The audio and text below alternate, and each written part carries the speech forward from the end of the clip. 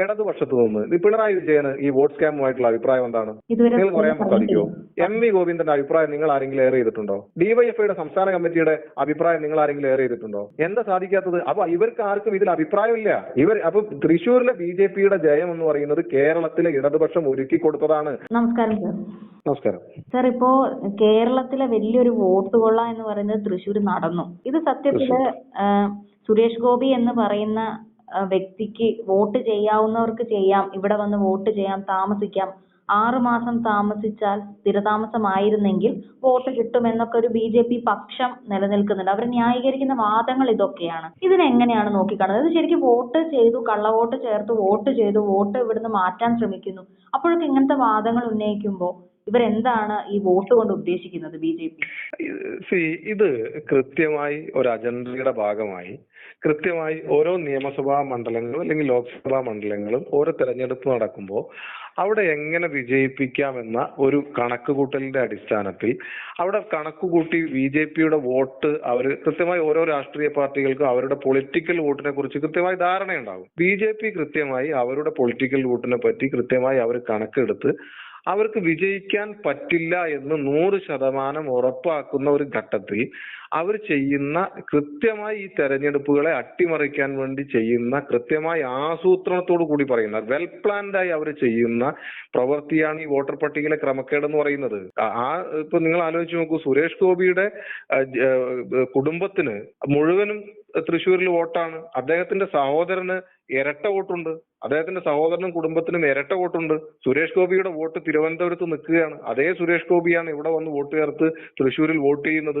അപ്പൊ കൃത്യമായി ഇത് സുരേഷ് ഗോപിയുടെ കുടുംബവും സുരേഷ് ഗോപിയുടെ ആളുകളും മാത്രമല്ല, ബി.ജെ.പിയുടെ നേതാക്കന്മാർ, അവരുടെ റാങ്ക് ആൻഡ് ഫയലിലുള്ള ആളുകൾ ഈ നിയോജകമണ്ഡലത്തിന് തൊട്ടടുത്തുള്ള പാർലമെന്റ് നിയോജകമണ്ഡലത്തിന് തൊട്ടടുത്തുള്ള പ്രദേശത്തുള്ള മറ്റ് ജില്ലകളിലുള്ള നേതാക്കന്മാർ പോലും കുടുംബമായി മറ്റ് ജില്ലകളിൽ താമസിക്കുന്ന ആളുകൾ പോലും അവരുടെ വോട്ട് തൃശ്ശൂർ പാർലമെന്റ് പരിധിയിലേക്ക് മാറ്റി ചേർക്കുകയാണ്. അങ്ങനെ വ്യാപകമായി ഞങ്ങൾ പറയുന്നിടത്തോളം ഏകദേശം വലിയ നമ്പർ ഓഫ് വോട്ടുകൾ അവിടെ ചേർക്കപ്പെടുകയാണ്. എങ്ങനെയാണ് ഈ തെരഞ്ഞെടുപ്പിൽ വിജയിച്ചു വരാൻ സാധിക്കുക മറ്റു രാഷ്ട്രീയ പാർട്ടികൾക്ക്? ഇങ്ങനെ വ്യാജ വോട്ടുകൾ കൊണ്ട് വിജയിക്കാൻ വേണ്ടി അവർ ശ്രമിക്കുകയാണ്. അതവർ നടപ്പിലാക്കുകയാണ്. അവിടെയാണ് പറയുന്നത് ഇത് കൊള്ളയാണ് എന്ന് ഞങ്ങൾ പറയുന്നത്. അതുകൊണ്ടാണ് ഇതിപ്പോ ഒരു വോട്ട് എന്ന് പറയുമ്പോൾ നമ്മളൊക്കെ കണ്ട തെരഞ്ഞെടുപ്പുകളിൽ അല്ലെങ്കിൽ ഇപ്പൊ സാറായാലും ഇരുന്നിട്ടുണ്ടാവും, ബൂത്തിലെ ജോലികളൊക്കെ ചെയ്തിട്ടുണ്ടാവും. അപ്പം ഇലക്ഷന്റെ സമയത്ത് ഇങ്ങനെ വോട്ട് ചെയ്യാൻ വരുന്നവരിൽ ഇപ്പൊ രാധിക സുരേഷ് എന്ന് പറയുന്നതോ അല്ലെങ്കിൽ ഗോകുൽ എന്ന് പറയുന്നതൊക്കെ നമുക്ക് ഫെമിലിയർ ആയിട്ടുള്ള ആളുകളാണ്, സുരേഷ് ഗോപിയുടെ കുടുംബം എന്ന് പറയുന്നത്. അപ്പം ഇത്തരത്തിലുള്ള ആളുകൾ വോട്ട് ചെയ്യാൻ വരുമ്പോൾ അന്ന് ബൂത്തുകളിൽ പ്രശ്നങ്ങളൊന്നും ഉണ്ടായിട്ടുണ്ടായിരുന്നില്ലേ? കോൺഗ്രസ് ഇത് ഉന്നയിച്ചിരുന്നില്ലേ? ഒരു കാര്യം നമ്മൾ മനസ്സിലാക്കേണ്ടത്, തെരഞ്ഞെടുപ്പ് ഉദ്യോഗസ്ഥന്മാർക്ക് കിട്ടിയിരിക്കുന്ന നിർദ്ദേശം അല്ലെങ്കിൽ തെരഞ്ഞെടുപ്പ് കമ്മീഷന്റെ വോട്ട് ചെയ്യാനുള്ള അവരുടെ ക്രൈറ്റീരിയ എന്ന് പറയുന്നത് എന്താണ്? വോട്ടർ പട്ടികയിലുള്ള പൗരന്മാർക്ക് ആർക്ക് വേണമെങ്കിലും വോട്ട് ചെയ്യാം, ആർക്ക് വേണമെങ്കിലും വന്ന് വോട്ട് ചെയ്യാം. അതാണല്ലോ തെരഞ്ഞെടുപ്പ് കമ്മീഷന്റെ അവർ നിഷ്കർഷിക്കുന്ന ID ഉള്ള ഒരാൾ തെരഞ്ഞെടുപ്പ് ബൂത്തിലേക്ക് കയറി വന്നാൽ അവിടെ ഇരിക്കുന്ന പോളിംഗ് ഏജന്റ് ആയിട്ടുള്ള ആൾ ഒബ്ജക്ഷൻ ഉന്നയിച്ചാലും ആ വരുന്നയാളുടെ ID-യും ഈ വോട്ടർ പട്ടികയിലുള്ള ആളും കൃത്യമാണ് എന്ന് ബോധ്യപ്പെട്ടാൽ അവർക്ക് വോട്ട് ചെയ്യാമെന്നാണല്ലോ തെരഞ്ഞെടുപ്പ് കമ്മീഷൻ നിഷ്കർഷിക്കുന്നത്. അങ്ങനെയാണല്ലോ. സ്വാഭാവികമായും അവരുടെ കയ്യിൽ വോട്ട് ചെയ്തതിന്റെ അടയാളം എന്ന് പറയുന്നത് അവർ മായ്ച്ചു കളഞ്ഞിട്ടാണ് വരുന്നതെങ്കിൽ പോലും അവർക്ക് വോട്ട് ചെയ്യാനുള്ള അവസരമാണ് അവിടെ കിട്ടുന്നത്. അവരെ തടയാൻ സാധിക്കില്ലല്ലോ. പോളിംഗ് ബൂത്തിൽ എത്തുന്ന ആളുകളെ എങ്ങനെയാണ് പോളിംഗ് ഏജന്റുമാർക്ക് തടയാൻ സാധിക്കുക? അങ്ങനെ തടയാനുള്ള ഒരു ഓപ്ഷൻ ഇല്ല. അതുകൊണ്ടാണല്ലോ ഇത് പറയുന്നത് കുറ്റമറ്റ വോട്ടർ പട്ടിക. തെരഞ്ഞെടുപ്പിന്റെ ആയുധം എന്ന് പറയുന്നത് വോട്ടേഴ്സ് ലിസ്റ്റ് ആണ്. ആ വോട്ടേഴ്സ് ലിസ്റ്റ് കുറ്റമറ്റതാക്കണം. അത് പെർഫെക്റ്റ് ആയ ഒരു വോട്ടർ ലിസ്റ്റ് കൊണ്ടാണ് സുന്ദരമായ ജനാധിപത്യം ഉണ്ടാവുകയുള്ളൂ എന്നാണ് നമ്മൾ പറഞ്ഞുകൊണ്ടിരിക്കുന്നത്. അതിനെ അട്ടിമറിക്കാൻ ചെറിയ ചെറിയ മിസ്റ്റേക്കുകളൊക്കെ ഒരുപക്ഷെ വന്നേക്കാം.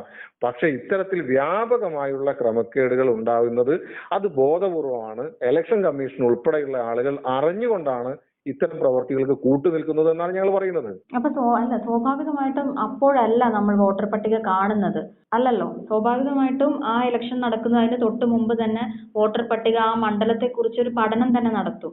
അപ്പം ഇത്തരത്തിലൊക്കെ വോട്ടുകൾ ചേർത്തപ്പെട്ടു, അല്ലെങ്കിൽ ഇന്ന ഫ്ലാറ്റുകളിൽ ഇത്ര വോട്ടുകൾ, ഒരു ഫ്ലാറ്റിൽ നിന്ന് ഇത്ര പുതിയ വോട്ടുകൾ വന്നു, ഇതെല്ലാം അറിയാൻ പറ്റില്ലേ മറ്റു രാഷ്ട്രീയക്കാർക്ക് അല്ലെങ്കിൽ രാഷ്ട്രീയ പാർട്ടികൾക്ക്? ഇത് തീർച്ചയായിട്ടും ഈ ഒരു ചോദ്യം ഉണ്ടല്ലോ, ഇതാണ് BJP-ക്കാർ ഇപ്പൊ വ്യാപകമായി ഉന്നയിച്ചുകൊണ്ടിരിക്കുന്ന ഒരു കാര്യം എന്ന് പറയുന്നത്. നമ്മൾ മനസ്സിലാക്കേണ്ട ഒരു കാര്യം, ഈ നാട്ടിലെ തെരഞ്ഞെടുപ്പ് രംഗത്ത് പ്രവർത്തിക്കുന്നത് BJP-കാരൻ മാത്രമല്ല. അവർ മനസ്സിലാക്കേണ്ട ഒരു കാര്യം അതാണ്. നിങ്ങൾ ആലോചിച്ച് നോക്കൂ, ഇപ്പോ പഞ്ചായത്ത് തെരഞ്ഞെടുപ്പിന്റെ വോട്ടർ പട്ടിക നടന്നുകൊണ്ടിരിക്കുകയാണ്. വോട്ട് ചേർക്കലിന്റെ ഇന്നലെയാണ് വോട്ട് ചേർക്കുന്ന തീയതി അവസാനിച്ചത്. ഈ വോട്ട് ചേർക്കുന്ന തീയതി അവസാനിക്കുമ്പോൾ നമ്മൾ എന്താ ഉണ്ടായത്? ആദ്യം ഒരു കരട് വോട്ടർ പട്ടിക പ്രസിദ്ധീകരിച്ചു. അതിലില്ലാത്ത ആളുകളുടെ വോട്ട് നമ്മൾ ചേർത്തി. ഇനി ആ കരട് പട്ടികക്ക് ശേഷമുള്ള വോട്ട് ചേർക്കലിന് ശേഷമുള്ള പട്ടിക ഇനി ഒരു അന്തിമ വോട്ടർ പട്ടിക ഇനി പ്രസിദ്ധീകരിക്കും. ഈ അന്തിമ വോട്ടർ പട്ടിക വന്നതിന് ശേഷം വീണ്ടും ഒരു അവസരം വോട്ട് ചേർക്കാൻ കൊടുക്കുന്നുണ്ട്. അതാണ് ഫോം 6 എന്ന് പറയുന്നത്. ഈ അന്തിമ പട്ടികയിൽ ചേർക്കപ്പെട്ട വോട്ടുകളെ ഒബ്ജക്ട് ചെയ്യാനോ വോട്ടർ പട്ടികയിൽ നിന്ന് നീക്കം ചെയ്യാനോ ഉള്ള അവസരം ഒരു രാഷ്ട്രീയ പാർട്ടികൾക്കും ലഭിക്കില്ലല്ലോ. പിന്നെ നേരിട്ട് തെരഞ്ഞെടുപ്പിലേക്ക് പോവുകയാണ്. അതാണ് നമ്മൾ വോട്ട് ചെയ്യാൻ വേണ്ടി നമ്മുടെ കയ്യിൽ കിട്ടുന്ന വോട്ടർ പട്ടികയിൽ ഏത് കാലത്ത് നടന്ന തെരഞ്ഞെടുപ്പിലാണെങ്കിലും ആ തെരഞ്ഞെടുപ്പ് വോട്ടർ പട്ടികയിൽ അഡീഷണൽ ലിസ്റ്റ് എന്ന് പറയുന്ന ഒരു ലിസ്റ്റ് ഉണ്ട്. വോട്ടർ പട്ടികക്കകത്ത് ഏത് തെരഞ്ഞെടുപ്പ്, നിങ്ങൾ കഴിഞ്ഞ കാലത്തിൽ ഏത് തെരഞ്ഞെടുപ്പ് പരിശോധിച്ച് നോക്കൂ, അഡീഷണൽ വോട്ടേഴ്സ് ലിസ്റ്റ് എന്ന് പറഞ്ഞ ഒരു ലിസ്റ്റ് ഉണ്ട്. എന്താ? അന്തിമ പട്ടികയ്ക്ക് ശേഷം ചേർക്കപ്പെട്ട വോട്ടുകളാണ് ഈ അഡീഷണൽ പട്ടികയിൽ ഉണ്ടാകുന്നത്. ഈ അഡീഷണൽ പട്ടിക, ഈ ഫോം 6 ദുരുപയോഗം ചെയ്തിട്ടാണ് BJP പണി ചെയ്യുന്നത്.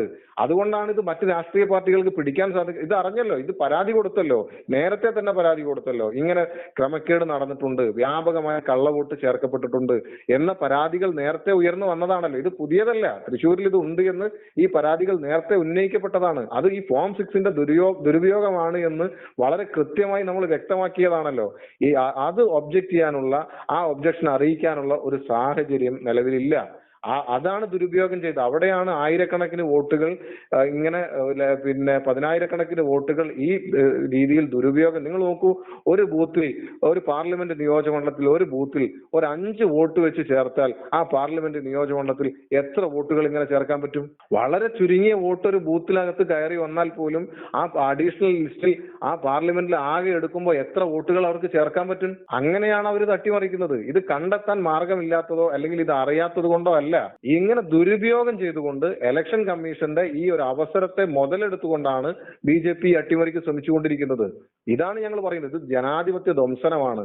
ഈ ധ്വംസനത്തിന് ഇലക്ഷൻ കമ്മീഷൻ അറിഞ്ഞുകൊണ്ട് കൂട്ടുനിൽക്കുകയാണ്. അത് തിരുത്തണമെന്നാണ് ഞങ്ങൾ പറയുന്നത്. അല്ല, ഇപ്പൊ ഇന്ന് സുരേഷ് ഗോപി തന്റെ മണ്ഡലത്തിൽ വന്നിട്ട് മാധ്യമങ്ങൾക്കൊന്നും മുഖം കൊടുക്കാതെ അല്ലെങ്കിൽ ഒന്നും പറയാതെ പാർട്ടിയുടെ വരയിലൂടെയാണ് മുന്നോട്ട് പോകുന്നത്. പക്ഷെ ഇന്ന് സുരേഷ് ഗോപിക്ക് ഇത്ര ധൈര്യത്തിൽ ഇവിടെ വന്ന് കാലുകുത്താൻ കഴിഞ്ഞത് ഇന്നലെ ഉണ്ടായ പ്രകടനങ്ങളും കരിയോയിൽ പ്രയോഗവും, അതായത് ഇടതുപക്ഷം ഒരുക്കി കൊടുത്ത വഴിയാണ് എന്ന ആരോപണം നിലനിൽക്കുന്നുണ്ട്.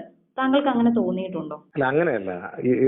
സ്വാഭാവികമായി BJP-യുടെ ജയം തന്നെ ഇടതുപക്ഷം ഒരുക്കി കൊടുത്ത വഴിയാണല്ലോ. സുരേഷ് ഗോപിക്ക് കേരളത്തിൽ വരാൻ ഒരുക്കി കൊടുക്കുന്ന വഴി മാത്രമല്ല, തൃശ്ശൂരിലെ തെരഞ്ഞെടുപ്പ് ജയത്തിന്റെ വഴി തന്നെ ഒരുക്കി കൊടുത്തിരിക്കുന്നത് കേരളത്തിലെ CPM എന്നാണ് കാര്യത്തിൽ ഞങ്ങൾക്ക് യാതൊരു തർക്കവുമില്ല.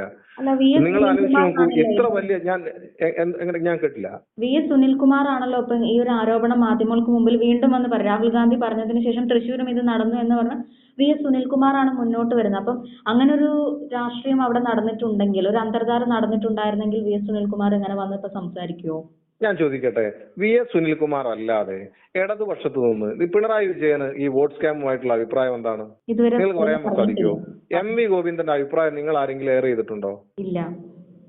DYFIയുടെ സംസ്ഥാന കമ്മിറ്റിയുടെ അഭിപ്രായം നിങ്ങൾ ആരെങ്കിലും ഏറെ ചെയ്തിട്ടുണ്ടോ? എന്താ സാധിക്കാത്തത്? അപ്പൊ ഇവർക്ക് ആർക്കും ഇതിൽ അഭിപ്രായമില്ല.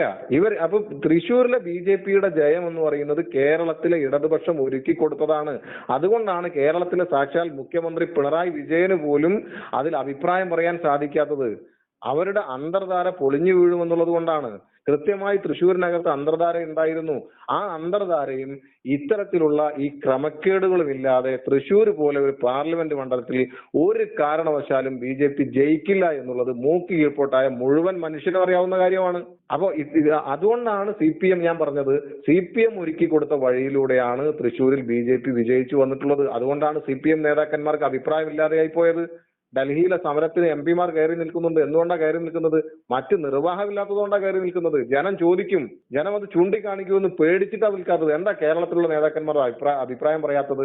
അവരിതുവരെ അഭിപ്രായം പറയുന്നില്ലല്ലോ. അപ്പൊ BJP-യുമായുള്ള അന്തർധാര കേരളത്തിനകത്ത് അതൊരു രഹസ്യമായ അതൊരു പരസ്യമായ രഹസ്യമാണ് എന്നുള്ളത് ഇവിടെയുള്ള മുഴുവൻ മനുഷ്യർക്കും അറിയാം.